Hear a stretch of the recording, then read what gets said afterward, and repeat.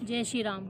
आज मैं आप सबको श्री गरुड़ पुराण के 11वें अध्याय का पाठ सुना रही हूँ। यह अध्याय दशगात्र विधि निरूपण के बारे में है।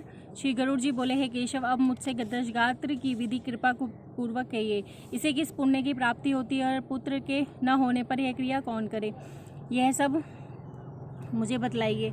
श्री भगवान बोले कि हे गरुड़, सुनो, मैं तुमसे दशगात्र की विधि कहता हूँ, जिसके करने से सुपुत्र पिता के ऋण से मुक्त हो जाता है। पुत्र शोक को छोड़कर सतगुणी होकर धैर्य धारण कर पिता का पिंडदान दान आदि करे। आंसू न बहावे, बंधु बांधवों द्वारा गिराए खंकार और आंसू प्रेत को बाध्य होकर खाने पड़ते हैं।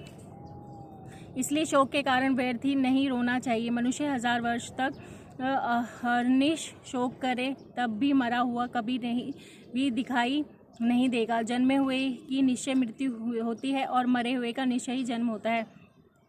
अतः अनिवार्य आवागमन के लिए ज्ञानी कदापि शोक न करे। देवी अथवा मानुषी ऐसी कोई विधि नहीं है जिससे मरा हुआ प्राणी फिर यहाँ प्राप्त हो जाए। यदि होने वाली भावी का कुछ भी उपाय होता हो तो राजा नल, रामचंद्र और युधिष्ठिर दुख से पीड़ित न होते। अपने शरीर से भी किसी के साथ किसी तरह अधिक दिनों तक सहवास नहीं होता है, और पृथक जनों का क्या कहना है। जैसे कोई यात्री छाया का सहारा लेकर विश्राम करता है और विश्राम कर फिर अपने मार्ग पर चल देता है, ऐसे ही प्राणियों का संबंध और आवागमन है। प्रातः काल जो भोजन योग्य वस्तु बनाई जाती है, सायंकाल में वह नष्ट हो जाती है। उस अन्न के रस से पुष्ट शरीर में भी क्या स्थिरता है। इस दुख की औषधि मनन और चिंतन है। अतः अज्ञान से उत्पन्न हुए शोक को छोड़कर पुत्र मृतक की दशगात्री क्रिया करे। पुत्र के न होने पर मृतक का छोटा भाई करे। उससे के भी न होने पर मृतक का पौत्र प्रपौत्र यह क्रिया करे। हे गरुड़, मनुष्य के पुत्रहीन होने पर ज्येष्ठ अथवा छोटे भाई या उसके पुत्र पौत्र आकर दशगात्र आदि कर सकते हैं। एक पिता से उत्पन्न हुए भाइयों में यदि एक पुत्रवान हो तो उसी पुत्र से सब भाई पुत्र वाले माने जाते हैं, ऐसा मनु का कथन है। एक पुरुष के यदि बहुत सी स्त्रियां हो और उनमें से एक को पुत्र उत्पन्न हो तो उसी एक पुत्र से सब पुत्रवती मानी जाती हैं। यदि सब पुत्रहीन हो तो मित्र पिंडदान करे। क्रिया का लोप न करना चाहिए। मित्र भी ना हो तो पुरोहित पिंडदान करे। कोई स्त्री या पुरुष जो इष्ट मित्र की क्रिया करता है तो वह अनाथ प्रेत के संस्कार करने के कारण कोटि यज्ञों के फल का भागी बनता है। हे गरुड़, पुत्रों को पिता का दशगात्र आदि करना चाहिए। ज्येष्ठ पुत्र के मरने पर अति स्नेह से पिता दशगात्री न करे। जो बहुत से पुत्र हुए तो दशगात्री क्रिया एक पुत्र ही करे। दशगात्र, संपिंडी और 16 श्राद्ध, इन सबों को एक ही पुत्र करे। धन विभाग होने पर भी एक पुत्र ही को सब दशगात्री कृत्य करने चाहिए, परंतु संवंतर, श्राद्ध आदि सब जिनमें संपत्ति का विभाजन हो गया हो तो उन सबको पृथक पृथक करना चाहिए। इसलिए ज्येष्ठ पुत्र भक्ति पूर्वक दशगात्र करे और दशगात्र करने पर नित्य एक बार भोजन करे।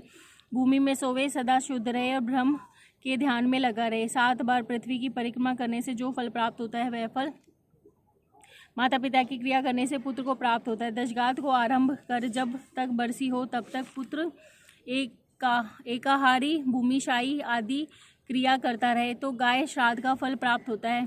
कुएं, तालाब अथवा बगीचे, तीर्थ में, देवालय में जाकर मध्यम प्रहर में बिना मंत्र के स्नान करे। शुद्ध होकर वृक्ष के मूल में दक्षिणा विमुख स्थित होकर वहां वेदी बनावे और गोबर से लीपे। उसमें पत्ते पर कुशा के विष्णु जी को स्थापित कर पाद्य आदि से उनकी पूजा कर अस्थि पुष्प संकाशनम इत्यादि मंत्र पढ़कर नमस्कार करे। अब उस कुश के आगे पिंड के लिए कुश का आसन, उसके ऊपर नाम गोत्र कहकर पिंड धरे। चावल के भात से अथवा जौ के आटे से पुत्र पिंड को बनावे। इसके बाद खस, चंदन और भृंगराज के फूल उसके ऊपर चढ़ाए। फिर धूप, दीप, नैवेद्य, तांबूल और दक्षिणा उसके आगे समर्पित करे। काक, अन्न, दूध और पानी एक पात्र में रख जल की अंजलि दे और कहे कि अमुक नामे ने प्रेताय मच्छत प्रतिष्ठतु, अमुक नाम प्रेत को मेरी दी हुई श्राद्ध वस्तु प्राप्त हो। अन्न और जल अथवा जो वस्तु श्री प्रेत शब्द से दी जाती है वह मृतक को अनंत फलदायी होती है। इसलिए प्रथम दिन से लगाकर संपिंडी विधान तक मृतक स्त्री या पुरुष दोनों को श्राद्ध आदि में नाम के साथ प्रेत शब्द उच्चारण करे। पहले दिन जो विधि पूर्वक दिया जाए उसी विधि या उसी प्रकार के अन्न से 9 दिन तक पिंड दे। 9वें दिन सब संपिंड के लोग मृतक की स्वर्ग कामना करके तेल लगाए। 12 बाहर कहीं स्नान करके धान के लावा समेत दूध लेकर मृतक की स्त्री को आगे करके मृतक के घर जाए। दूध के समान आपके कुल की वृद्धि हो और धान के लावा के समान आपका विकास हो, ऐसा कहकर उसके घर में दूध युक्त धान का लावा फेंके। हे गरुड़, 10वें दिन मांस का पिंड देवे, 10वें दिन सब बांधव मुंडन करावे और क्रिया करने वाला पुत्र भी पुनः अपना मुंड करावे। 10 दिन तक एक ब्राह्मण को मिष्ठान भोजन कराए और हाथ जोड़कर श्रीहरि का ध्यान कर प्रेत की मुक्ति की प्रार्थना करे। तीसी के फूल के समान कांति वाले और पीत वस्त्र धारण करने वाले अच्युत, अविनाशी और विष्णु भगवान गोविंद जी को जो लोग नमस्कार करते हैं उन्हें किसी प्रकार का भय नहीं होता। आदि और अंत से रहित और शंख और चक्र गदा को धारण किए अक्षय पुंडरीकाक्ष देव विष्णु आप प्रेत को मुक्ति देने वाले हों। इस प्रार्थना के मंत्र को श्राद्ध के अंत में प्रतिदिन पढ़े। स्नानोपरांत घर जाएं और गौ को ग्रास देकर बाद में स्वयं भी भोजन करें। यह अध्याय समाप्त हुआ। मेरा आप सबको जय श्री राम।